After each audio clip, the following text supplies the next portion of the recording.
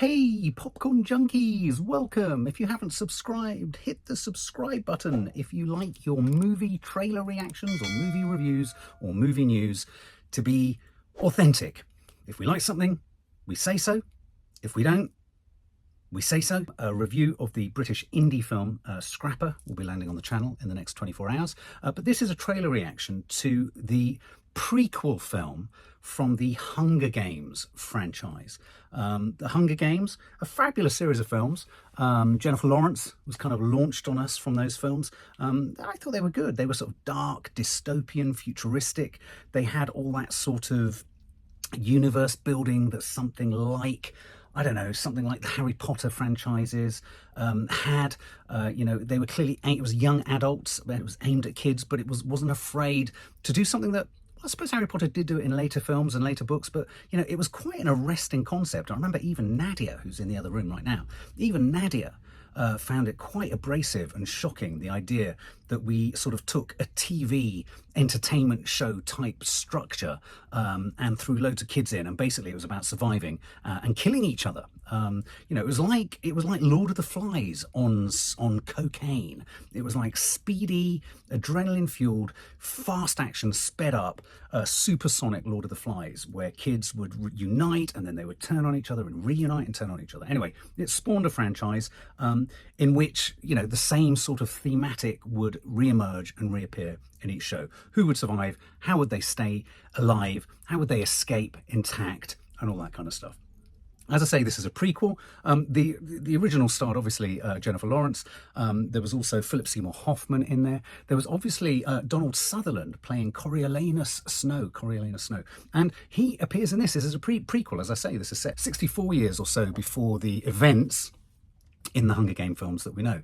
This stars Rachel Zegler. She plays obviously she doesn't play a younger Katniss. She's the District 12 tribute, I think that's what they call them, who's going to be sent in to game. And Coriolanus Snow, the young Donald Sutherland, essentially, is played by Tom Blyth, who is essentially going to be the one who, I guess, kind of coaches her and looks after her. I don't know if you remember, Woody Harrelson was in some of the previous films. It's this idea of, you're going into this kind of huge kind of, auditorium. It's a sort of like a Roman Empire Colosseum like games, and you have a little team and an entourage, and around it you've got this sort of press and publicity and excitement, and it's potentially a way for you to kind of to aspire and elevate yourself out of the humdrum and the awfulness and the poverty of whatever district you came from. But also what came with that was an enormous risk. It was kind of like doing the lottery, but if you lost, you died. So it's quite dramatic. I remember doing a movie marathon with Maddie one night at the Prince Charles Cinema. I fell asleep in episode 2, but they were good. There was a greyness to them. There was a sort of harshness to them. There was a brutality to them that for me made them just a little bit sort of head and shoulders above, stuff like Harry Potter. I mean, I know, Harry Potter was good, but it was kind of safe. It was always kind of safe, even when it wasn't safe, if you know what I mean. As I say, this is the prequel. I think we've also got in there Peter Dinklage, Viola Davis, and Jason Schwartzman is in there too. So without further ado, and Hunter Schafer, obviously from Euphoria, is in there as well. Looking forward to seeing them because I think they're a fantastically powerful actor. So without further ado, let's check it out. Lots of people will be very excited about this, but are we in Fantastic Beasts territory? Has the original done the job that it was meant to do? And is anything like this, like Fantastic Beasts to Harry Potter, is this just going to be an add-on that fails to sort of deliver a killer punch? We're live! Mr. Snow. After everything you've seen out there in the world,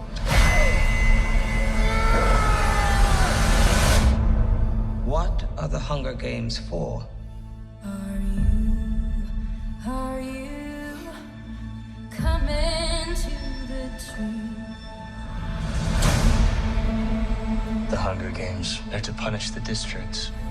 Those tributes don't have a choice. Your role is to turn these children into spectacles, not survivors. We're live! Smile. It's why we have teeth. Imagine it was your name that they pulled. Strange things happen here. I just want to know that somebody still cared about me. That I was still of value. Welcome to the capital. You look like you shouldn't be here. I shouldn't, but I'm your mentor. A rebel.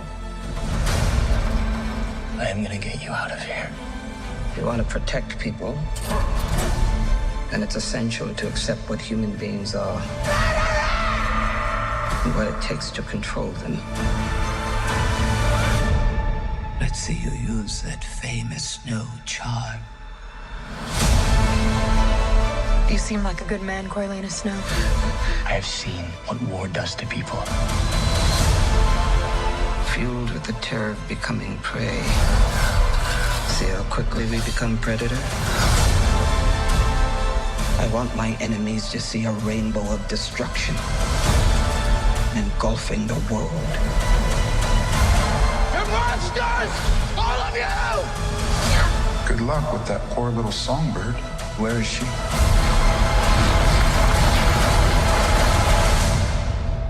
It's a mystery. And mysteries have a way of driving people mad.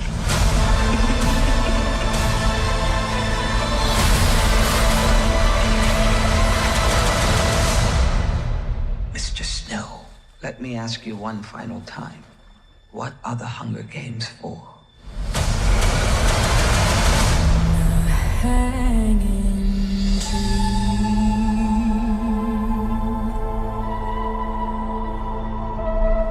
It's the things we love most that destroy us. It's the things we love the most that destroy us. Which is why I had to stop my relationship with vodka and cocaine.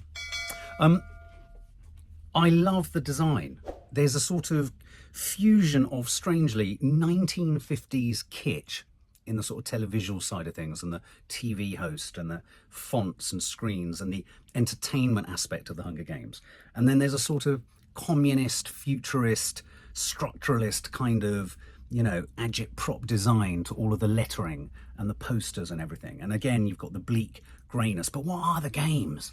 Are the games an opportunity for notoriety, fame and escape? Or as they say, are they actually a way of controlling and punishing the districts and the children? Is it an opportunity for them? Or is it actually a sentence? Is it a punishment of some form? And I think in that sounds quite rich. Rachel Zegler looks great. I mean, I think she's going to be carrying with her, unfortunately, a lot of the negative kind of press that I think is going to be coming her way regarding the Snow White film. Of course, Peter Dinklage always brings an aspect of sort of real serious. He's a very serious character, isn't he? He's incredibly granular and gravelly, and he's kind of giving us the Philip Seymour Hoffman aspect in there.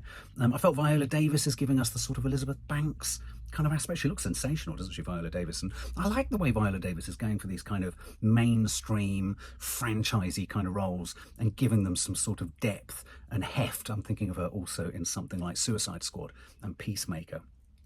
Tom Blyth looks great in there too. Hunter Schafer looks fantastic. I liked it. I like the feel. I like the build. Obviously, they're leaning on Rachel Zegler's voice. She sings the song. I don't forget what the name is. It The Ballad of the Tree or something like that, which Jennifer Lawrence, I think, sang in the original film.